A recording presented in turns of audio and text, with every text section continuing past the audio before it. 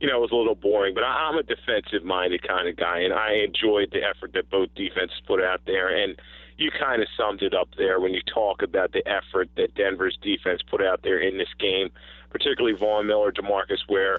Cam Newton is harassed over and over again, causing turnovers, and that was the story of the game. Of course, Peyton gets the walk-off into the sunset, but he really didn't have to do a lot other than hand the ball off and make a few key throws here and there. I want to ask you a question outside of the game. And, look, we've been talking about it ad nauseum the last 2 days, and people are going to talk about it for the next month, or I should say the next couple of weeks, because that's what we do. Without trying to beat a dead horse, Cam Newton. I thought the moment was too big for Cam Newton. I thought the moment was too big for Carolina. I thought maybe they came in, read their press clippings, thought they were going to roll over Denver. A lot of people thought they were going to blow out the Broncos. Forget about the turnovers. Forget about the fact that he didn't fall on the fumble, and he can have every excuse in the book. I had an issue with the post-game conference, the post-game presser. If you're going to sit there and celebrate and dance and be braggadocious and all this other stuff and smile and wear suits for 18 straight weeks, and then you lose the Super Bowl, you have a poor game, top it off with a poor attitude like a petulant child, and you're wearing a hoodie and you're not interested, and you finally walk off after one-word answers. Does the reputation take a hit here? I mean, this is a guy that's the MVP and deservingly so, but also the face of the NFL.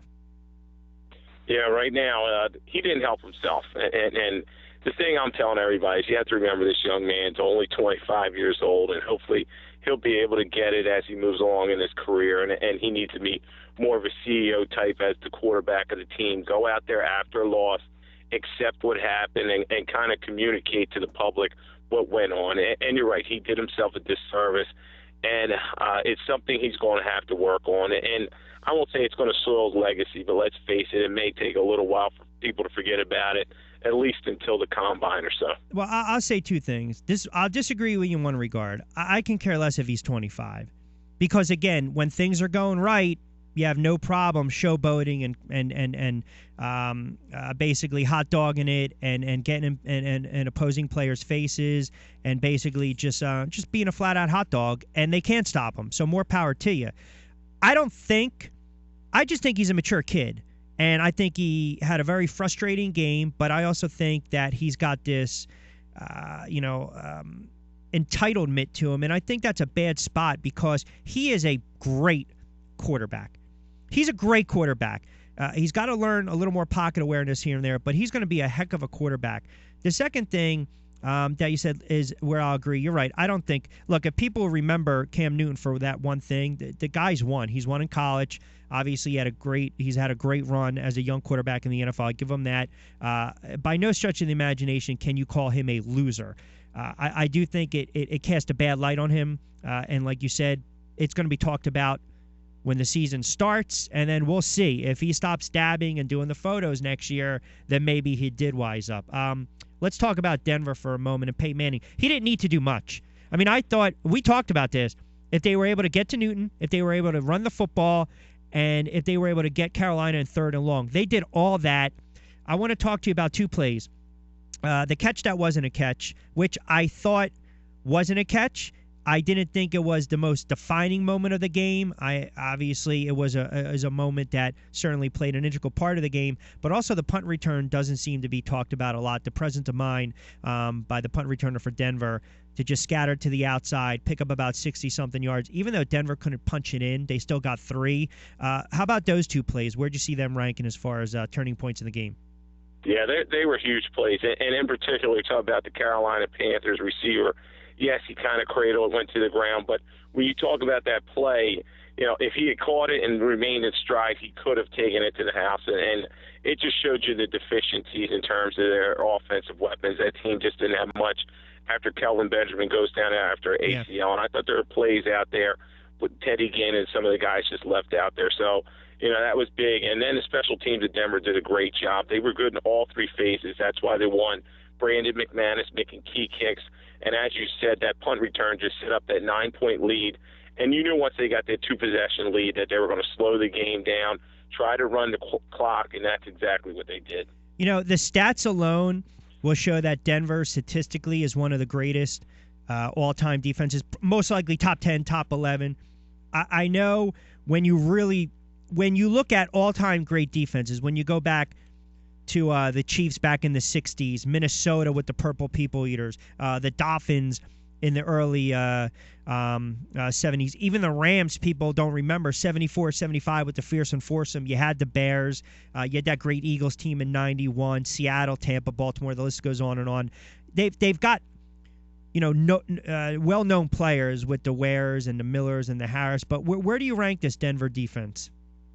Well, that's a tough one, too. And it all started by Bears team. I just watched the 30 for 30, and which was that brilliant. was just such a dominant group, Hall of Famers everywhere. And this is a very good defense. I just don't know if they have the number of Hall of Famers of some of those defenses that you pointed out.